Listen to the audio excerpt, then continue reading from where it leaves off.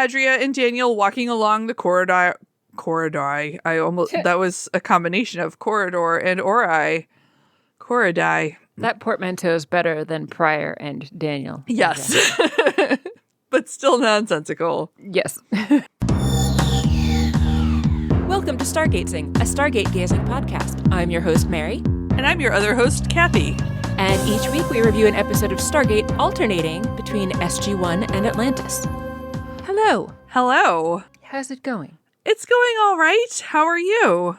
I am fine. That is good to hear. It's been an annoying day, but most of the stuff that I need to do is done with the exception of this. So here's hoping it is now less annoying, although this podcast is off to an annoying start too, since this is our second attempt. And everything is dumb and annoying. I'm so sorry to hear that. It's just been one of those days where thankfully nothing major, but just all kinds of little annoying things. Just nothing going the way that I want it to or feel like it should go. Great. Such as when I just slightly adjust my microphone and the audio completely disconnects and we have to restart the recording. I don't know why you'd find that annoying. Yeah, I can't imagine why that would annoy the crap out of me. I don't know why that's a fucking thing, but it does happen. Thankfully not too often, but it has happened multiple times. Great. Yep. Good times. Good times. I hate everything. How are you? I'm doing fine. It's quiet at work. It's quiet at home. So nothing to really annoy me yet today, which is good. Although Blue Steel might be giving me a run for his money right now, a run for my money. I can hear him like attacking the chair I'm sitting on, but hopefully he will not go near the wires. I can't really see him. Hopefully not. I don't hear him, so that's good. That is good. I think he just tore out of here, so hopefully he'll find something in the living room to destroy instead. Here's hoping. He's being a pain today. I'm trying to think if there's anything going on. Not really. Or if there's any way to segue into this. I just need it to be vacation. But you know who else is having a very annoying day? Who's that? I would say that's Daniel. I think Daniel's having the worst day of all the people on this one. I think that's true. Yeah. I would be annoyed to be a Pryor, too. Right? Made a Pryor, and then none of your friends believe that you're not evil, and then Woolsey wants to kill you. Yeah. It's a shitty day. And also you got some other guy running around in your head. Like, right. Come on. Yeah, he's got another guy in his head. That's also shitty. I wouldn't like any of that. There's already enough in my head going on without a second person in there. Right? That's a lot. That's a lot for Daniel. It is a lot. Daniel's terrible, horrible, no good, very bad day. Yes. Excellent episode title. As I knock everything on the floor to make everything more annoying. Yay! More annoying. Yeah. Did we say what the episode was yet? Not yet. No. Then what is this episode? This is Stargate SG1, Season 10, Episode 14, The Shroud. Indeed. What was The Shroud? I was just about to ask. I didn't know what this one was either. I'm like, I don't know. Daniel was shrouded at the beginning? Or... Yeah, I guess, but then most of the episode he was wearing a jumpsuit, like a flight suit. I don't know. I don't know. I don't know. The fate of the galaxy is shrouded in mystery. I don't know. I'm grasping at straws here. I was hoping for ruddy mysterious. He's trying to pull a shroud over Adria's eyes, or maybe. But then she sets the shroud on fire with her flamey pupils. Yes. I wish I had flamey pupils to set things on fire. That would be fantastic. That'd be pretty great. I would enjoy that too. Yes. Anyway, the episode starts with a recap. Merlin was working on a weapon. We get it. Then they found him and he died almost immediately, but not before giving Daniel his memories. He started creating the weapon on the mystical 3D printer, but oops, he's kidnapped by Adria, and by he, I mean Daniel. End recap. Thank you. That was so much shorter than the recap was. The recap was really long. It was excessively long. It did not need to be that long, I feel like. It definitely did not. So good job being more concise than the show. I try my best. We start off world in a village on a planet like many other villages on many other planets that we've seen before. SG1 is there, hearing about how a Pryor has visited this town and that he was a very persuasive Pryor.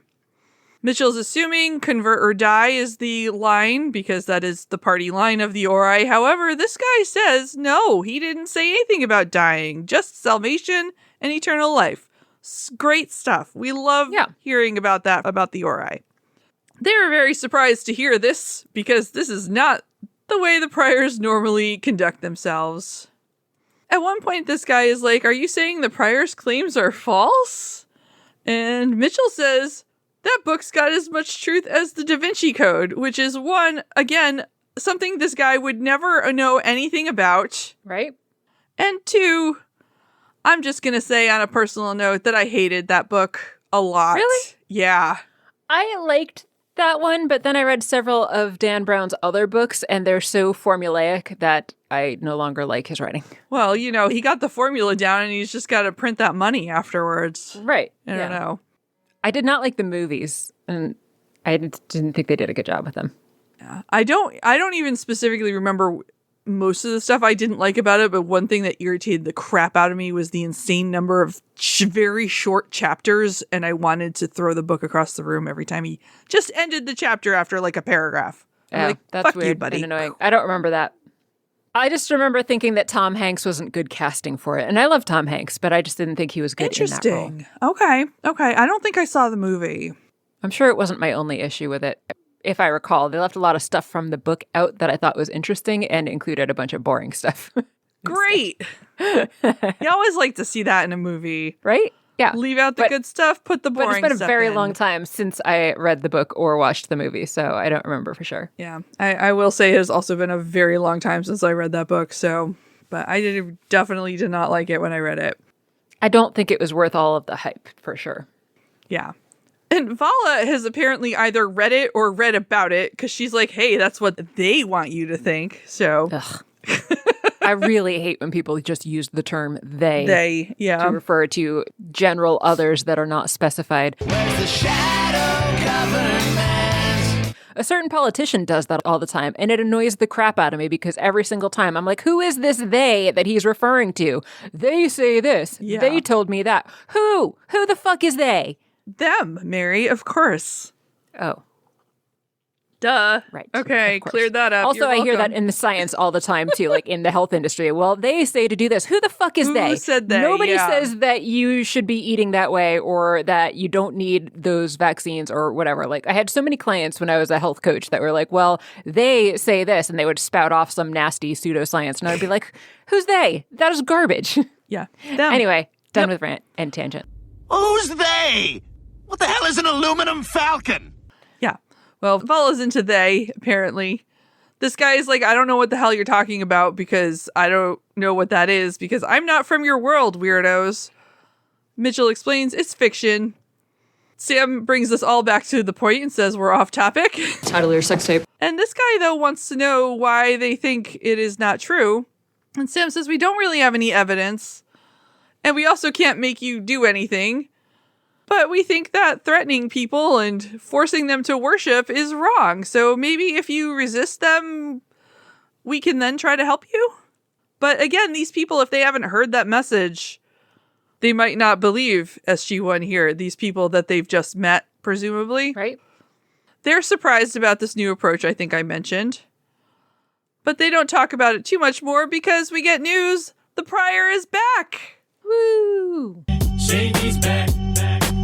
Tell a friend. The village guy who has a name, which I don't think they say in the episode at all. I don't remember. So he tells them he's got a place for them to hide and leads them over to a tent where the flaps are just open. So they're just sort of hiding. I did notice that it was a pretty shitty hiding job because they were standing like right there at the entrance. Yeah. I mean, they wanted to see, obviously, but like, yeah. But they weren't disguised in any way, and they were just standing at the entrance, a little bit in shadow, but not really in shadow enough, given that all the Ori know who they are and are looking for them. Yeah. You're playing with your lives there a little bit, guys. Yeah. I've mastered the ability of standing so incredibly still that I've become invisible to the eye. The prior comes back, and immediately I recognized his voice. Yeah, but apparently none of SG1 seems to have. And I was like, how do you not know who this is? Are we not supposed to realize who this is? Because there was like a huge reveal when they took his hood off. I was like, yeah, we already know. Yeah, it was kind of strange, but this is definitely Daniel we're hearing. But we don't see his face yet. We just hear his voice. Yeah, he's got a Jedi-style hood over his face, like the evil Emperor. I guess not Jedi, but Sith. Sith, yeah, that's... He's back to find out if this village is going to follow the Ori. And this guy is like, yeah, we want to hear more. We would like to subscribe to your newsletter. Then the prior takes down his hood and we see the reveal. It is not just Daniel. It is priorified Daniel. He is full out in prior makeup. He's got prior tattoos. He's very pale. And he says, hallowed are the Ori. I am shocked. Shocked. Well, not that shocked. And everyone's like, oh, what? What? And then credits. Credits. Oh, I did notice too, the very last shot of Daniel at the end, there's this blonde extra right behind him who's just got her arms crossed and looks completely unimpressed with what's going on. And I thought it was hilarious. That's fantastic. I missed that somehow. I was too distracted by his light-colored mascara. That's fair.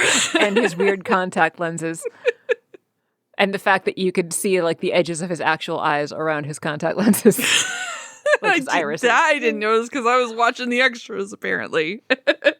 Good times. Good times. Yeah. I like that we're watching different details. And together we get some of the details? Yes, some of them. Probably still missing a lot of stuff. Yeah, well, what are you going to do? Yeah. Watch it 80 times and No, thank you. let your mind wander, so then you have to watch it 81 times because you missed some of it because your mind was wandering because you watched it 80 times already. Yeah, well, my mind wanders even when I'm watching it the first time, and then I have to keep rewinding and rewatching stuff. Fair. Yeah. Yeah. So not 80 times. Yeah. Anyway, after credits, we are in the SGC. 80% of SG1 is there telling Landry about what they have just witnessed. They figure that Adria has done something to him. Sam, of course, says that Daniel would never willingly become a prior, so obviously they've got to have done something to him. Just preaching to him wouldn't have been enough. Vala, though, is convinced that there's still got to be a part of Daniel in there somewhere. He's better than all of this, she says. And Teal'c agrees that they can't just abandon him. They've got to help him. Sam, of course, is also all on board with helping him, so they got to go get him, says Mitchell. Landry, of course, tries to warn everybody that it's going to be risky, and Vala says that it could be exactly what Adria is hoping for, but they still all agree that they need to go and get him no matter what. So that's what they do. We are in the village next, and Daniel is there just standing on a wooden box, literally up on a soapbox, preaching to everybody. Something out of the Book of Origin. And then he's not there, because as soon as he finishes whatever passage he was reading, he's beamed out of there. And we're up in the Odyssey in, I don't know, some room. They've got him in some room, and they've got a chair that they've strapped him to. It doesn't look very comfy. And as everybody stands around him with their zats drawn, he says, yeah, what took you guys so long? Everyone looks a little surprised and confused. Yeah. And then he's at him. Yeah, they do. I almost forgot that part. He wasn't actually strapped in yet. Yeah, he was just standing there, and then they zatted him. It was funny to me. Yeah. Prior. I get Prior Daniel. I can't make a word out of that. That's fine. I was trying to make one out of his last name, Jaior. That doesn't work either. Any better than Jaior does, though. So I was also trying earlier to mush Daniel and Merlin together and came up with Danlin or Merliel. Neither of which are great. Dr. Prior Daniel Merlin. Just give him a few different titles like Sam has. And a few different names while we're at it. That sounds perfect. Dr. Prior Daniel Merlin Jackson. Sam's got one, so why not Daniel? Yeah. Dr. Prior Merlin Jackson? Yeah. Okay. Dr. Prior Daniel Merlin Jackson. Dr. Prior Daniel Merlin Jackson. Yeah. Sam, who is captaining the Odyssey, it seems, Which I was like, go Sam. Joins them. Now we find that Daniel has been strapped to a chair. So they dressed him, I'm guessing. He wasn't wearing his jumpsuit underneath his prior robes, was he? I would assume not. And yeah, that's a good question. Since he was unconscious, who changed him? I don't know. Teal'c? Vala? Vala? It's probably Vala, actually. Probably Vala. For a moment, I forgot she existed, and it's like, wait, who on SG? Oh, right, yes, Fair. Vala. Vala makes sense. They've got an anti-prior device going. Sam is like, I assume it's working. Mitchell says, well, he didn't stop us from zatting him, so cool. And then Daniel wakes up. Who shot me? And he's like, guys, what's going on? You really didn't need to be strapping me down, by the way. I'm fine. Why is he surprised by this, though? I don't know. Little strange. I mean, you look full on like an Ori, Daniel. Yeah. Right down to the skin and weird eyes and hair. Exactly. That's basically what Mitchell says to him. Right. Well, yes. Well, yeah, but in different words, And Daniel's like, but I'm not a threat. I'm fine. Come on. Mitchell also promises that if he does do anything, that they are ready to just beam him out into space. A reasonable solution. Yeah, I think so. Daniel then says, we had to let this happen. It's part of the plan. And Sam's like, we who now? And that's when he's like, yes, I am also Merlin. Merlin's in here with me. I thought at the end of the last episode that we saw him, he said that Merlin was already fading and almost gone. He might have. I can't recall. I thought he did, but apparently Merlin's back. Good Merlin ping to you. Yeah, I also, I guess in my brain, he wasn't, actually having a whole second consciousness as much as having Merlin's memories, but it seems like he has a whole second consciousness. Yeah, that was also my impression that I was a little confused about. Like, how can you have Merlin in your head making a plan when you supposedly only had Merlin's memories? Yeah, it's weird. Yep. So they're like, oh, you still got him there, huh? Your buddy's there, even though he's sort of different than the last time we talked to you about this. So Daniel's like, well, remember back on that planet where Merlin was mushed in my brain? I had a big fight with Adria, and they're like, yes, of course. And Daniel's like, yeah, Adria was way too powerful for me. So this was the only chance to save Merlin's weapon and destroy the Ori was for him to join up with Adria. And then we're in a flashback. Indeed. Then we see Daniel and Adria walking down the corridor of an Ori ship. Adria is explaining origin to Daniel in a propaganda-y way. Yes. Talking about how great it is and basically how great it is. Yes. There goes that kooky Joseph Smith. You know, he claims he spoke with God and Jesus. And if the Ori, she says, had not drawn from the belief of humans, the ancients would have wiped them out a long time ago. And she's like, you know why, Daniel? You were once ascended. And Daniel's like, oh, because they don't tolerate anything that doesn't follow their rules. Which is very simplified and kind of bitter sounding, but that's because Daniel's trying to ingratiate himself. She adds that the ancients manipulate and they use their power to hoard their knowledge and prevent others from reaching their level. Did they kick the ladder out from when they climbed up there? I don't know. Maybe. Kick what ladder? They ascend and then kick the ladder away and no one else can ascend with them. I see what you're saying. Yeah, well. I don't think they did that. They haven't kept other people from ascending, but they certainly haven't helped them except for Oma Desala, who, then got in trouble for that. So there's a difference. So, yeah, I know this is very Adria perspective here, but come on, Adria. Daniel has a voiceover happening, so we get to hear him describing what's happening to SG1 as we look at Adria and Daniel on the screen. He finishes by telling them that Adria seemed to know everything about him, and she is very persuasive. He could almost hear her voice inside his head, telling him what to believe. But she's right in front of you telling you what to believe, so that's probably why you're hearing her voice in your head telling you what to believe. Maybe it was echoing in his brain as she said words. Maybe. But your inner ear is in your head, so. Yeah. So Daniel says he just let her believe she was getting to him. He just went along with it. And he wanted her to trust him. Vala was like, well, did she? Because why would she just believe you? Which is, I would also wonder that. Yeah.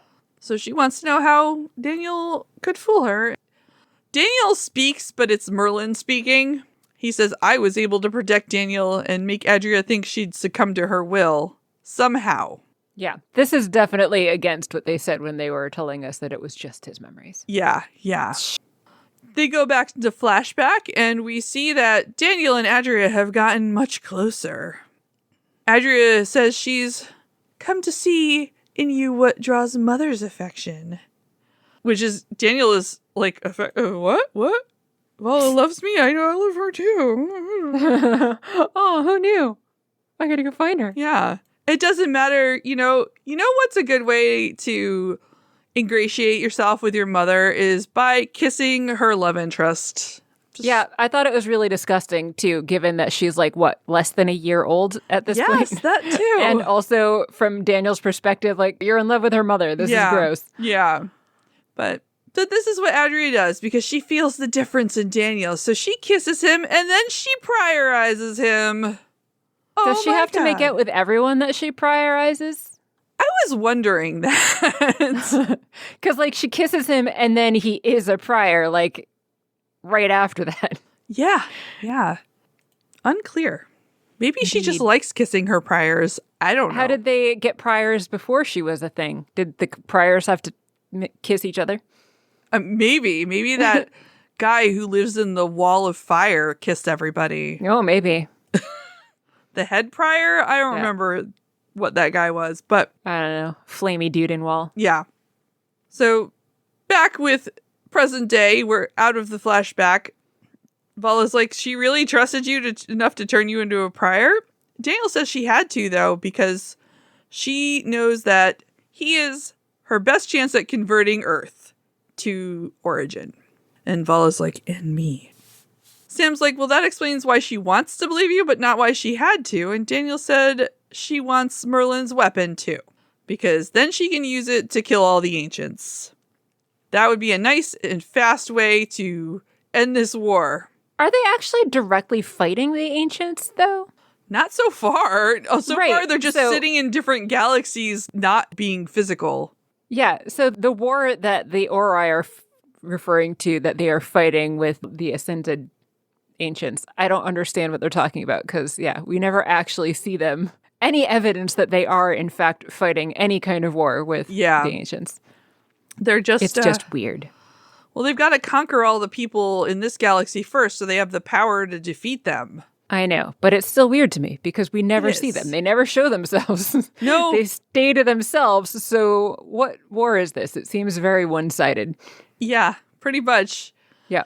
So Adria wanted Daniel to finish the weapon for her, though, so she could finish off the ancients. And Daniel says he almost finished it, but he said he has to put the rest of his plan in place before he does. And that plan is he needed to be a prior so that he can then steal an Ori ship, fly it through the supergate, and then use the weapon in their galaxy to kill the Ori specifically. Perfect plan. No notes. No notes. Sam though, actually has one note. Oh. She says, but Daniel says, I know, there's a wormhole blocking the supergate, so I need you guys to turn off the wormhole so I can go through. They clearly have concerns. He doesn't seem to understand why. No, it's, again, kind of weird. Which is weird. Yeah. Next, we are in the SGC, and SG80% is there, talking to Jack. And Landry's there too, but no one cares about that, because it's Jack! Yay! Yay!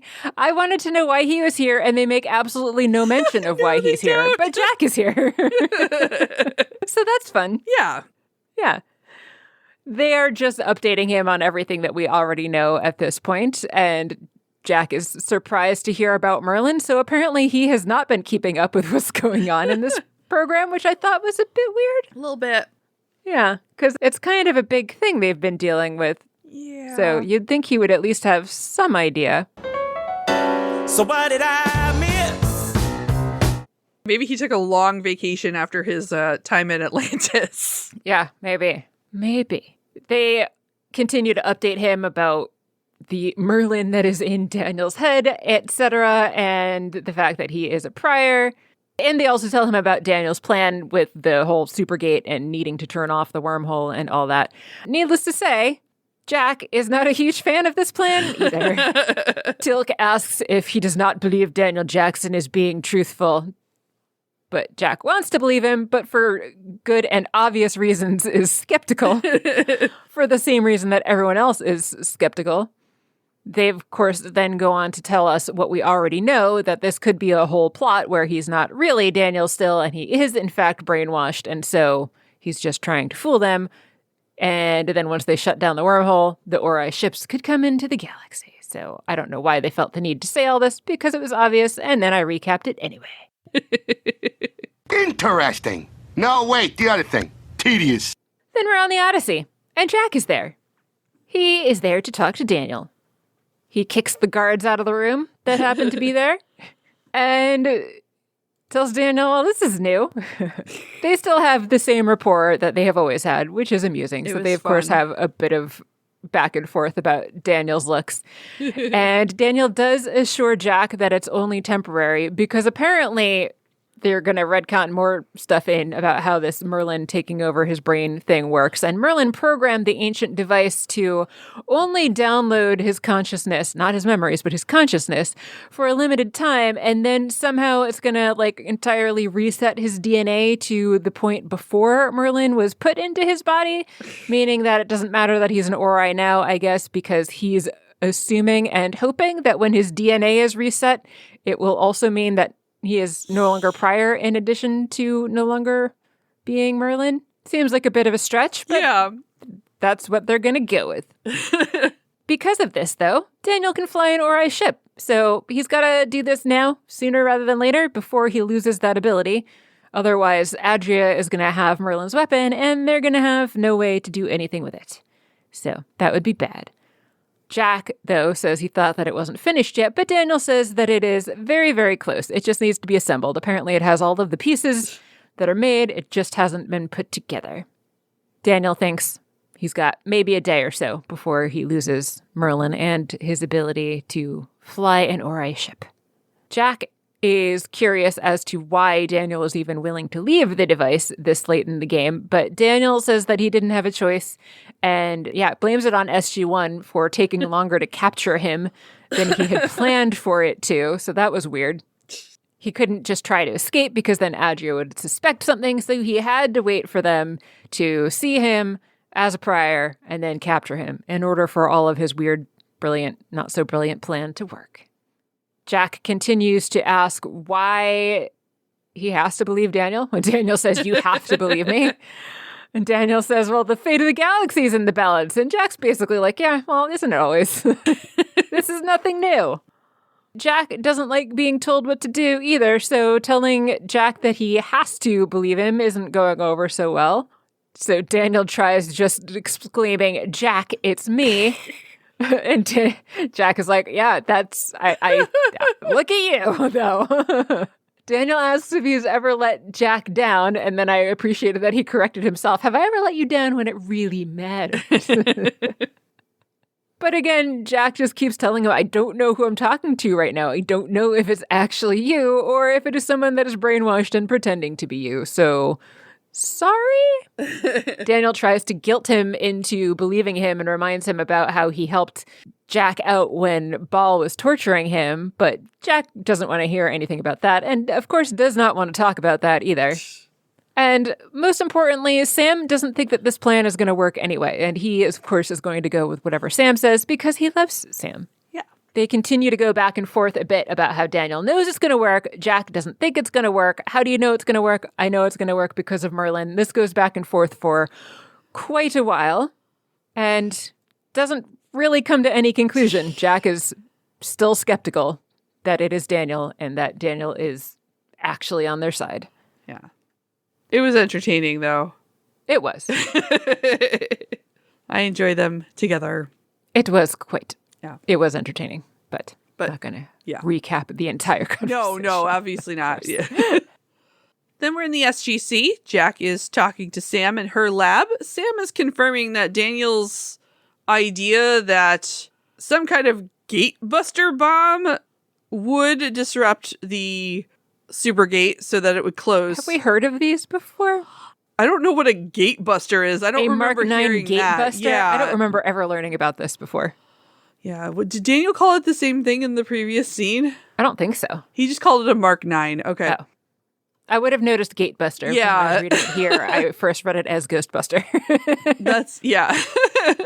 We're ready to believe you. Apparently they've named this a gate buster. Whatever. If they shoot that at the gate in the Pegasus galaxy that's keeping the super gate open in this galaxy, then it'll close and then Daniel would be free to open it up, blah, blah, blah. Sam asks if he believes Daniel, and Jack says he does not know. Sam's like, well, a polygraph's not going to work in this case, and Jack says he's got something better. And they bring in the big guns. It's Teal'c. Teal'c goes to see Daniel. Unlike in other interrogations where Teal'c just sits silently and people just give him everything, he does need to ask Daniel some questions this time. Teal'c asks why he was preaching. Daniel's like, because I had to pretend to be a prior and I was looking for you guys and I wanted to be captured. Teal'c, though, doesn't care. He wants to know why Adria isn't suspicious, and he says you attempt to reform a meaningless planet of people instead of completing the weapon. What does that mean, meaningless planet of people? Yeah, it's a little harsh. I guess he's saying it from the perspective Adria might be looking at it, where why isn't he completing this weapon? Why is he going to preach to these people? But I assumed he did that at Adria's behest. Oh, I was assuming that he had asked to go, and so I think that I see Teal'c's point, but it was a weird way to word it, and it took me a second to be like, wait, meaningless? Oh, I think he means from her perspective. Yeah. And then Daniel does say, actually, she stopped me from completing the weapon. So Teal'c wants to know why. So Daniel's like, let's do a flashback. Then we see him 3D printing some parts again. Adria then tells him to stop. And Daniel infers that the reason that she wants them to stop is because maybe the ancients will swoop in and take the device before they can use it. Adria confirms this is the reason. And we're going to finish it later, but for now, do go see some of my followers. So yeah, Adria stopped him.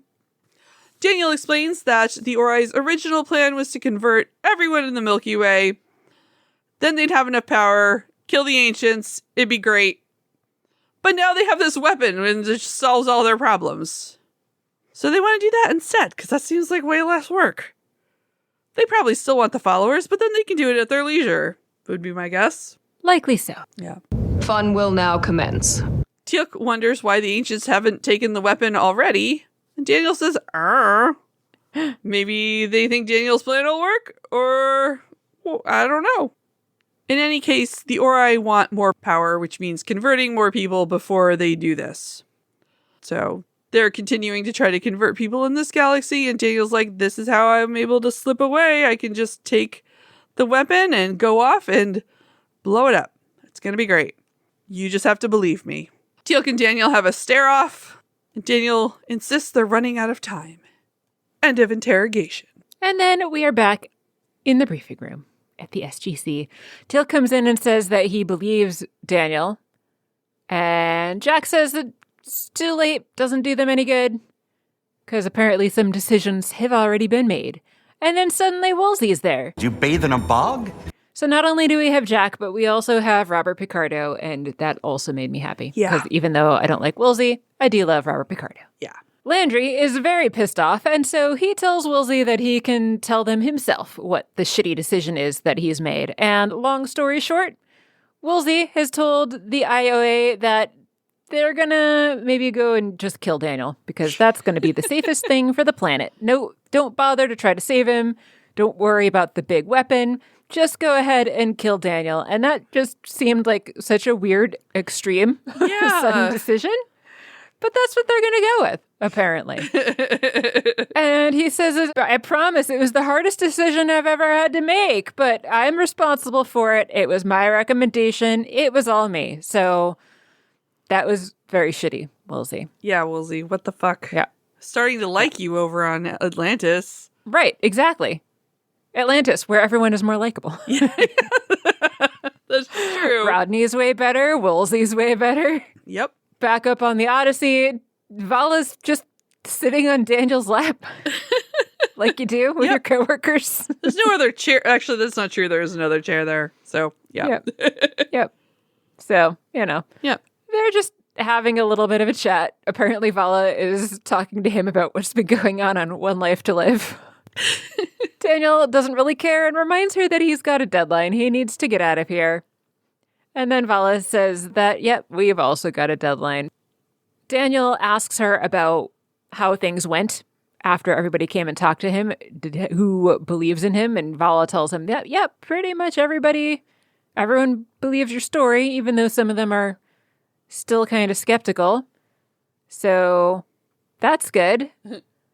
I thought it was weird that Daniel did specifically ask about Woolsey, because Woolsey hasn't been here to talk to him, right? So that's true. How would he know that Woolsey was even involved? Oh, well, she did call him the little weasel man who somehow represents your government. Oh, that's right.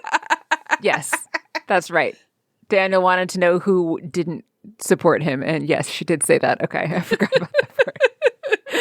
Well, I was like, yeah, I don't think he likes you very much.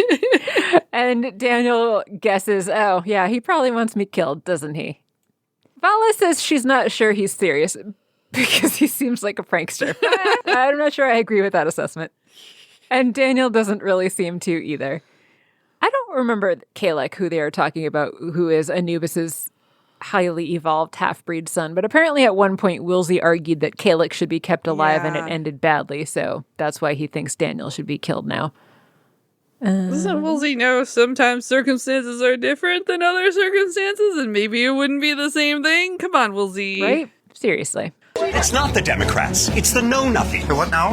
The know-nothings.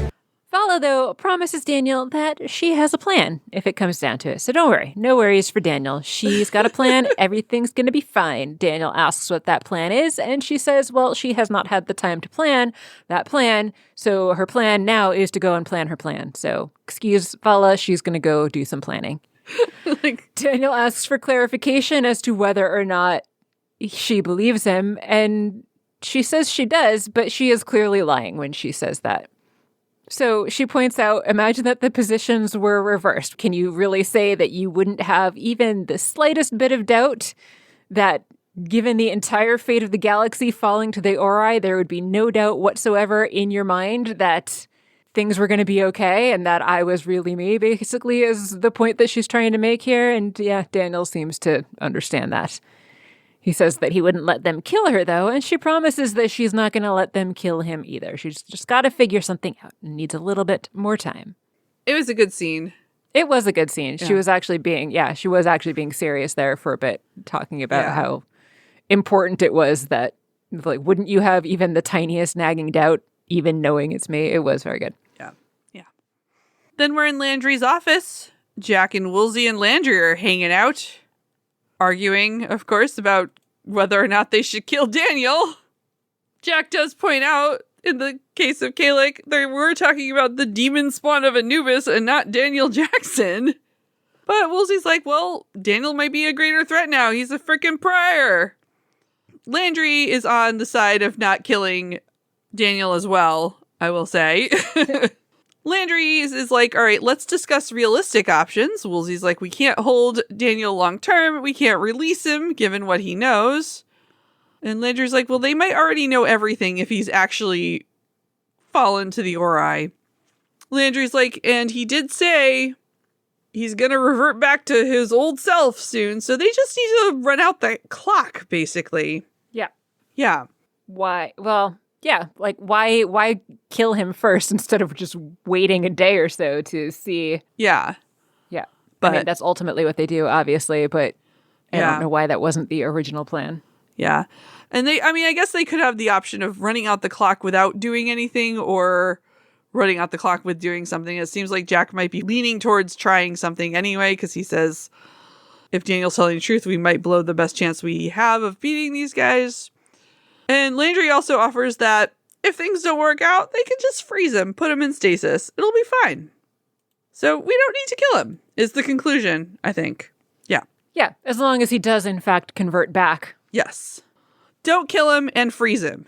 You can freeze him either way. Could they freeze him if he overcomes his anti-prior thing? I don't think they'd be able to freeze him until... Yeah, anyway. But they were going to freeze him before that, yeah. Yeah. And then only thaw him out to see if he reconverts if the plan worked. Right. Yeah. Then we are in Sam's lab. Jack comes in. Everybody else is there already. Jack comes in to talk to them and says he's longing for the days when he actually used to carry a weapon. Somebody please get this man a gun. And wants to know what they have going on right now. Sam says they have a crazy idea. Jack likes crazy. Loves crazy. Crazy is great. He then says that we're like that and crosses his fingers, but then rapidly pulls them apart. Yeah, it was funny. It was very silly. Yeah. Sam, this is very pointedly says, Cam likes crazy too. So I'm guessing that Cam had a large part in coming up with this plan. Yeah, sure. And so they say that if what Daniel is saying is true, then there's an Ori ship out there that, of course, has the weapon that is almost done, but not quite done. So why not send SG1 after that? And Jack's like, yep, you're right. That is a very crazy plan. But Mitchell says that if they're not going to let Daniel go and finish the mission as he had planned it, then maybe the rest of the team should try. The weapon just needs to be assembled and then sent back through the gate, so they don't technically need Daniel for this. And as long as they give Sam enough time with Daniel, he's going to have whatever information she needs to be able to interface her laptop with the ship's control systems. Sure, why not? Yeah. Jack says, assuming he tells you, but Sam is confused and doesn't understand why he wouldn't tell her. So that's what they're going to do. Jack goes to the Odyssey to talk to Daniel and tells him about the plan, and Daniel agrees that it is insane and he doesn't like it and says that it's way too dangerous for anybody but him to be doing any of this stuff. Jack, though, in their argument back and forth, verifies that no, they're not going to shut down the Supergate for you, Daniel. So that plan, your plan, is not an option. So really, this is the only plan that we've got. Let the SG1 team that you are not currently a part of go and do your plan as you have planned it. Daniel points out that for this to all work, they're going to need to shut down the Supergate. And yes, they're okay with trying to shut down the Supergate as long as Daniel's not the one in charge here. It's going to be Sam. And they trust Sam more than Daniel right now. So it does make sense. And Jack does tell Daniel, though, that he's going to have to help her with the whole flying thing. And they're going to at least trust him as far as that. They're going to trust him to give her whatever information that she's going to need in order to be able to fly the ship, as she said in her previous outlining of the plan. Now, Daniel's going to have to trust them to be able to pull off this plan without him. Ugh, it's a whole lot of trust that needs to happen. Right? Next, we're in the briefing room with SG 80%, Woolsey, O'Neill, and Landry. The whole team, minus Daniel. Everyone's there. Daniel's missing a party. Sucks for Daniel. The team is laying out their plan. They're going to go to the ship that has Merlin's weapon on it, which I assume is also the ship Adri is on. Cool. They're going to gate there, ring on the planet. They're going to time this so the prior's off the ship. It'll be fine. Woolsey's like, but can't only priors fly those ships? And they're like, nope, Daniel told us how to do it. It's going to be fine. Vala adds he's also given them instructions on how to put the rest of the weapon together. So that's good. Daedalus is ready to shut down the Supergate in the Pegasus Galaxy. Then they're going to dial out with the Ori ship, send the weapon through. The Odyssey will be along to beam them off so they don't go die blowing up and they don't get stuck in this Ori galaxy.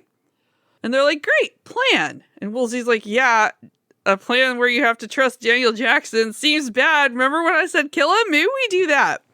Mitchell, though, assures them they'll know before they shut down the Supergate whether they can trust Daniel.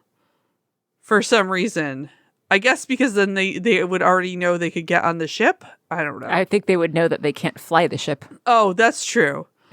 So SG1 is the only thing at risk in this scenario. So this is the best plan they've got. And that's what they're going to try. Indeed. Then Woolsey goes to see Daniel up on the Odyssey. When he goes in, Daniel's surprised that there's no gun and no lethal injection, but he's going to assume that Woolsey is here to kill him, so is it going to be some high voltage or just beam him out into space? Woolsey thinks that Daniel should be able to understand his position, but of course, Daniel doesn't. Yes, I understand. Please kill me for good now. reason. And he points out that he gave Jack the information that everybody needed, so maybe don't kill him? So Woolsey does tell Daniel about the plan to put him in stasis until the mission is successful and they find out whether or not Daniel actually was trustworthy this whole time. Daniels does say, well, how about you just let me turn back into my old self? Won't that be good enough? But no, apparently not. The plan is still to go and put him in stasis in the pod in Antarctica. So Woolsey tells somebody over an intercom that they can beam out the prisoner now, but nothing happens. So Woolsey calls to them again and asks what the holdup is, and somebody tells them, whoever it is says that they're having some technical difficulties. The beam is not able to lock onto Daniel somehow, for some reason. Daniel is eyes closed, concentrating in the chair, and that seems bad, especially when his restraints all of a sudden release on their own. And there are some guards that try to rush in that he throws back across the room. So Woolsey tries to run away, but Daniel locks all of the doors shut. And tells Woolsey, nope, that's not part of my plan. Oh. Uh-oh. He's been evil all along. Curse your sudden but inevitable betrayal. Sure. Has he, though? Or does he just not want to go in stasis? Yeah, I'm just kidding. But But that is what they try to make us think. Yes.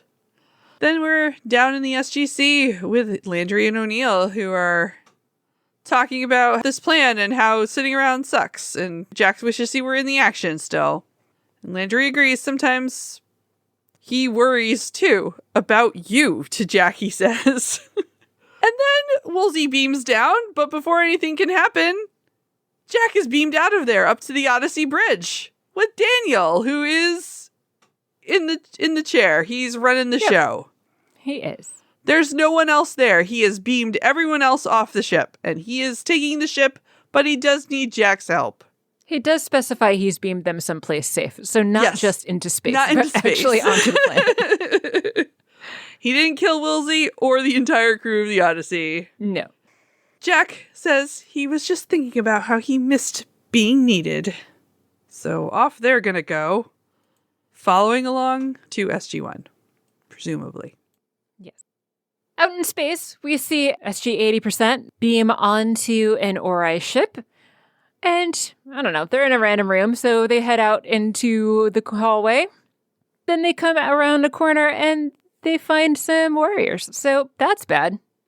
Oops. Mitchell tells them, look, we're going to take over this ship, and so maybe throw down all your weapons and just surrender, please? I liked that he said please. But of course, the warriors start firing on SG-1, so SG-1 very easily takes all of them down, which I thought was pretty great. Tilk and Sam make their way to a room that's got an access panel to some controls, and Sam starts doing some Samming, so presumably she's trying to take over the ship so that she's able to fly it at this point. Meanwhile, Mitchell and Vala head for the chamber that the Merlin thing. I keep wanting to say Merlin Peen like every single time that his name comes up. Good Merlin Peen. They head to the chamber where Merlin's weapon is, and Vala has a good look at it, and she's pretty sure she can put it together, so that's great. Daniel did give her some instructions, and she's pretty handy, we've seen, so she's going to work on that. Mitchell opens a box, and inside is the Sun Graal. Vala just gives him a look, and he puts it back in after he had picked it up out of the box. Did you think it was weird how easily they did these things? Yes, I did. Resistance. Very weird. There was no resistance at all. There was nobody in this control room where Sam was accessing that panel. There's nobody here with the weapon. Just like 3 guards or something? Yeah, I would have been like, I'm a little suspicious right now. Yeah, right? Then we see Tilk having a look around the hall, but he is not finding anything because, again, this ship is oddly empty. But he goes back in and tells Sam that they're at least all clear for now, so she's got the rings locked out so nobody else can ring aboard, so I guess, yeah, the ship is theirs. Yeah. Neat. That was very convenient. Yeah. I know it was orbiting a planet. Was the whole contingent just on the planet? Apparently. Okay. Yep, apparently. Does that sound like a good thing or a bad thing for the people of that planet? Yeah, it sounds like a bad thing for the people of that planet, in fact. As long as the people are being submissive enough, I guess it's fine. They just have a boring day of prayers ahead. Yeah. I guess. Sam gets on the radio and tells everybody else that they've got the ship and that they are about to make their way into hyperspace. Hopefully it's going to work. And then it does. Woo! It does work. So Daniel did, in fact, give them good information on how Sam could interface with the system here. So they can fly the ship even without an Ori like Daniel. All right. Or a prior like Daniel. I don't know why I keep calling him an Ori. I mean, he's Ori-ish, I guess. I don't know. I always call the soldiers Ori too, and they're not Ori. They're just people who worship the Ori. But they don't have a name for them. No, they just keep referring to them as Ori warriors. Yeah. Then we are on the Odyssey with Daniel and Jack. Jack's just like old times, except I'm here against my will and you look like Marcel Marceau. And Daniel's like, yeah, some things change, some things stay the same. Jack asks, why did you tell us how to fly the Ori ship if you were just going to break out anyway? And Daniel's like, well, now I'm improvising, okay? You guys wouldn't believe me, so this is what we're left with. Time is running out. Adria's gonna know I'm gone. Sending SG1 was the only thing he could do at the time, but he did figure out the weapon, so now he's gonna go join this party. He doesn't trust the rest of the team can do this without him. Way to trust, Daniel. Right? You want everyone to trust you, but then you're not gonna trust anyone else? Jerk. Yeah. But then he adds he also didn't want Woolsey to freeze him, which Jack is like, fair enough. On the Ori ship, Vala has finished the device, she thinks. There's one piece left over, though, which at first you're like, oh, oops, assembled something and had a piece left over. We've all been there, LOL. But Vala's like, that. I think that's actually the control crystal for the countdown, so we don't insert that yet, because we don't want the weapon to go off yet. Mitchell radios to Sam to ask the status. Sam says, we're about ready to come out of hyperspace. Mitchell reports they are almost done as well. Just kidding, Vala's almost done. He has doubts, though. Vala is offended that he doubts her skills. She puts the Sangral in, and it does look like it's doing a thing, so... It does. The Sangral lights up like Rudolph's nose. Yes. That nose! That beautiful, wonderful nose! So it seems to be working.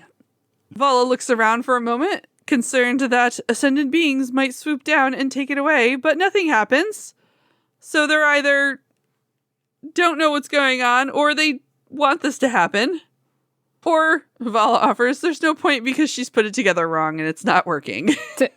But don't think that way, Vala. Think positive. They come out of hyperspace, and in addition to the Supergate, there's another Ori ship just sitting there in front of the Supergate. Uh-oh, they weren't expecting that. Sam reports it's just sitting there, blocking their way. She says she's trying to raise shields, but at that very moment, everyone's captured by soldiers who were hiding somewhere on the ship all this time, or ringed over from the other ship. Unsure. Surprise, motherfucker. Can't be the rings, so yeah, I guess they were hiding? I guess Unless they managed to hack back into the rings or somehow. And not only are they all captured, Adria's there with her flamey eyes. Maybe she used her magic powers to get them over? Maybe, yeah. So many questions about this. Yes, indeed. We'll have no answers. We will not. The Odyssey exits from hyperspace, and they see that the Ori warships are there. 2 of them. That's bad. There should only be 1. So Daniel figures that Adria must have anticipated his plan. Jack is concerned that they're going to detect the Odyssey, but Daniel does promise that they are cloaked, so that's not going to have that. Although Jack says that the ship doesn't have cloaking, but it does now. Having a ZPM helps. I was once again surprised at things that Jack doesn't know that I felt like he should have known. He's not doing his homework these days. Apparently not. Yeah. Back over on the Ori ship, Adria is, of course, furious once Daniel beams back over from the Odyssey and says that she never should have trusted him. But Daniel tells her that they're about to shut down the Supergate, and it's all been part of his plan. He basically is pretending that he's been a double agent this whole time. They've assembled the weapon, and the Ancients didn't interfere at all because they thought that SG1 was on their side, I guess, and so everything's going exactly to plan. Sam asks Daniel what he's doing. Daniel tells Adria, though, they can destroy the Ancients right now, and the Ori aren't going to have to even put up a fight. Everything's fine. Daniel's already done all of this, and he's done it all for Adria. Adria, though, continues to look a little bit suspicious, and the reason for that is that Daniel's mind is closed to her. She should be able to read his mind, so Daniel is still holding something back. And apparently he's got energy hands that he uses to blast Adria with. Yeah. And she's knocked out. She's thrown back and knocked all the way out. Were those Merlin powers or prior powers? I think prior powers? I was wondering, though, because most of the time the priors use the staff for, like, major displays of energy, and Merlin's kind of in there, but yeah, I feel like maybe prior powers. Yeah. That makes sense. I think. Yeah. I mean, I guess it really could kind of be either one, because I was forgetting that Merlin was technically an ancient and was thinking more about his corporeal body that they recently freed. Yeah. So if it's just his consciousness, then I would not think that it would be Merlin powers. But he had Merlin powers in the last episode. He was fighting Adria at the end. Oh, right. Duh. Yeah, I forgot about that part. Yeah, so I don't know. Maybe it is Merlin powers. In any case, doesn't matter. Adria's unconscious one way or the other, and Teal'c takes the opportunity to grab a gun, and of course he points it immediately at Daniel. Sam wants to know what the hell is going on, and Daniel, of course, says, sorry, but I had to make sure that this thing was working on her, and he shows them that he's got the anti-prior device and that it is active. So he was able to get past her personal shield because of the fact that he has that with him. It took a lot of energy from him, and he is relatively breathless now. Teal'c asks if he's all right, and Sam takes the device from Daniel as he's kind of all out of energy, and she's guided him over to the command chair, and he says, yep, he's just a little dizzy. He doesn't have a whole lot of time left, so go arm the device. Go arm the thing. Daniel tells everybody that Jack is on the Odyssey, and he's going to shut down the gate, so this plan's going to be perfect. Nothing could possibly go wrong at that point. So Daniel calls over and tells Jack to go ahead and give the command. Over on the Odyssey, we see Jack sitting there in the helm chair, and he's thinking, just listening to Daniel. Daniel promises, please just trust me, running out of strength to do this. We need to do this right now. They keep talking about the Daedalus, and I don't understand why this transcript is talking about that. That is because the way to shut down the gate is because they activated it in the Pegasus Galaxy. So the Daedalus is in Pegasus Galaxy to shut it down. Oh, okay. Yeah. It took me like the whole episode to remember that. And I was like, oh yeah, that crossover episode. Right, because Daniel was talking before, too, about, like, give the Daedalus the order. I was like, where the hell is this in here? Jack thinks about it for just a minute more and then gets on the radio and apparently is able to call to the Daedalus all the way on the other end in the Pegasus Galaxy and tells them who he is, presumably with the plan of telling them to go ahead and shut this thing down. I'm warning you, turning off these machines would be extremely hazardous. On the Ori ship, SG1 is back together again. Sam catches Mitchell up on what's going on, that Daniel's flying the ship. Teal'c adds he wants us to arm the weapon. And that Jack's on the Odyssey, so they are going to arm the weapon. Sam tells Vala to do it, so she puts that crystal in. It glows. And the Supergate then shuts down. And then Daniel dials. So the Supergate turns back on. Yes. Daniel pilots the ship towards the now open again super gate. Then the team comes onto the bridge where they find Daniel is unconscious and Adria is also unconscious on the floor. Everyone's unconscious on the bridge. It's great. It turns out that was it. Merlin's gone. Daniel has been reset back to factory settings. He is no longer priorified. Nope. The team is like, we have to get out of here. So Sam radios over to Jack to beam them the hell out of there. Vala wants to know maybe we take Adria, but before they can think about that, they're all beamed out of there except for Adria, who's left on the ground on the Ori ship as it goes through the wormhole to her galaxy. And we don't know what happens after that. We don't. I understand why Vala would want to maybe take Adria with them, but would that be safe at all? I feel like probably not. I feel like even if the weapon did destroy all of the Ori, that it would still be a really bad idea to have her around. Yeah, I don't know. Would she still have any kind of powers if there were no Ori? I don't know, but I wouldn't want to find out. That's fair. Or would she just lose all of her Ori magic and revert back to being a 6-month-old? That would be wild. She's a perfect candidate for Woolsey to put in the stasis chamber. Right? And yes, or murder. This is true. Yes, very true. Unless she becomes a baby. Don't murder babies. No. Yeah. 6 months olds. On the Odyssey in the sick bay, Daniel is laying in a bed. He is in some scrubs now, so apparently somebody has changed him yet again. People keep taking Daniel's clothes off when he's sleeping. Jack is there and tells him to wake up, sleepyhead. Daniel wants to know what happened, and Jack tells him nothing. Mitchell is also there. Actually, everybody's there. Mitchell tells him that they armed the weapon, and they sent it through. And I guess that's it?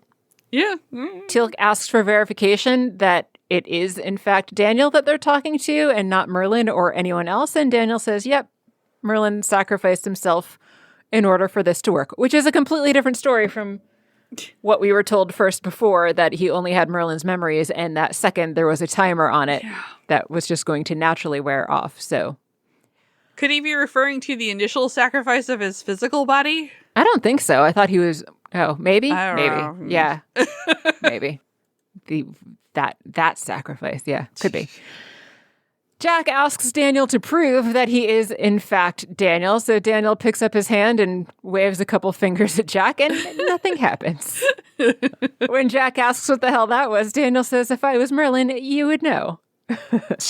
Daniel asks about Adria, and Vala tells him that she was still on the ship. Mitchell has the very valid question of how do we know if it worked?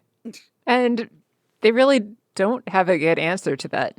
No. Jack thinks that the ancients should give them a fruit basket or a gift certificate or something in thanks if it worked. But of course, that hasn't happened yet. One free ascension. Yep. Vala points out that maybe the reason that the ancients let them use this weapon that could have killed them also is because maybe they somehow knew that it wouldn't work.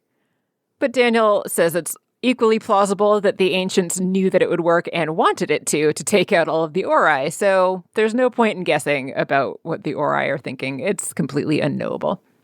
Teal'c points out, though, that even if it was successful and did take out all of the Ori, there would still be a bunch of priors around with great power and vast armies.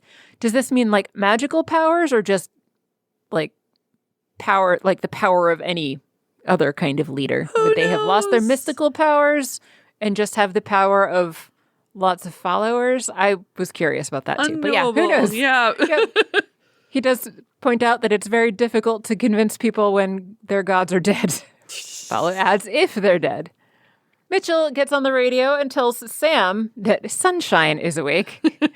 Sam asks if he's okay, and Mitchell says he's grumpy, but he's fine.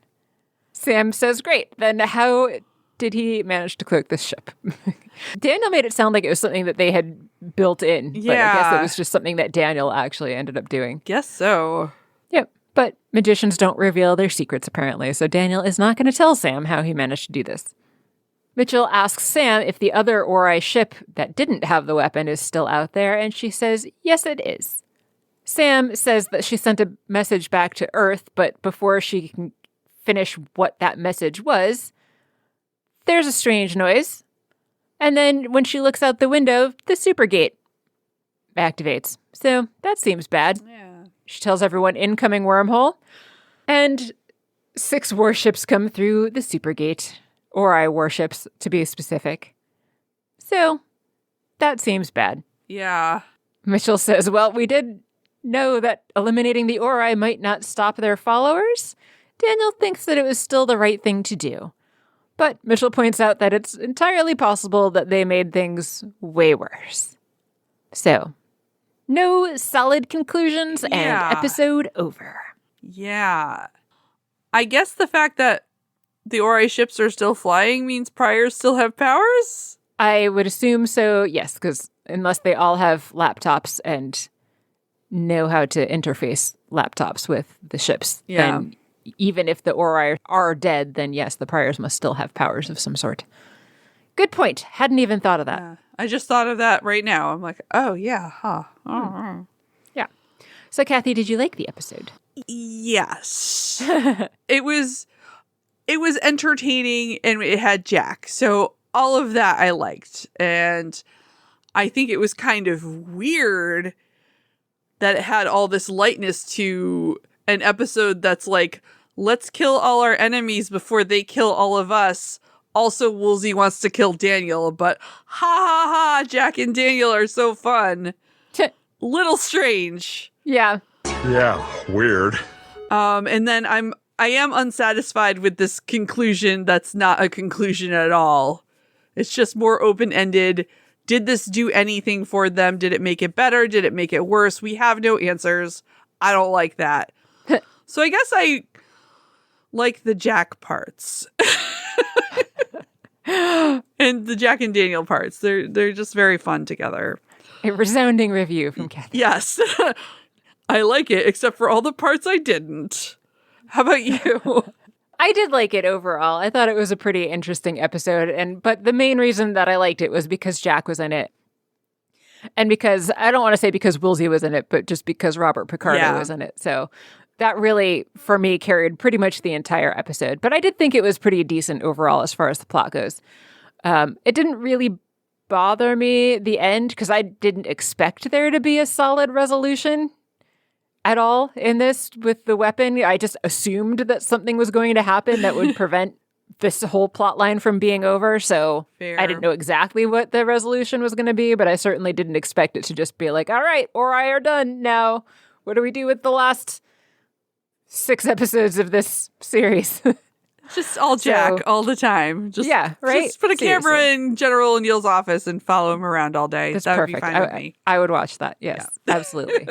So, yes, overall, I did enjoy it, even though it had a weird cliffhangery ending that, like I said, I was not at all surprised about. What are we going to watch next? Will we like that? Next, we are back to Stargate Atlantis, Season 3, Episode 14, Tao of Rodney. According to TVDB, after an ancient device gives Rodney superhuman powers, his enhanced brilliance is checked only by his impending death, unless he can learn how to ascend. This sounds very familiar. Yeah. A combination of Jack sticking his head in a thing and Daniel dying and only being able to not die permanently if he ascends.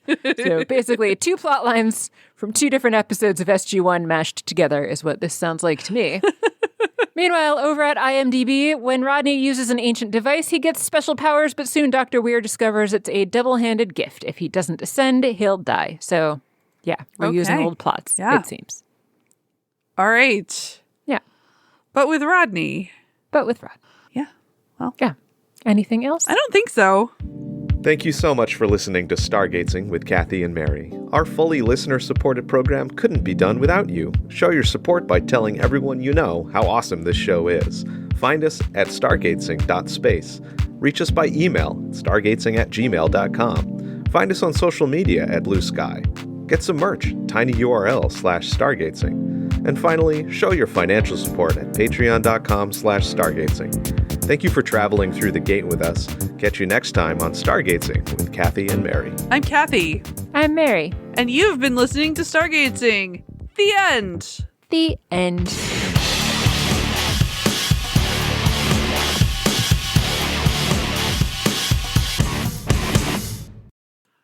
Okay. Now we're back to a normal length after 2 short ones. Yeah. Yeah, those last 2 were really short.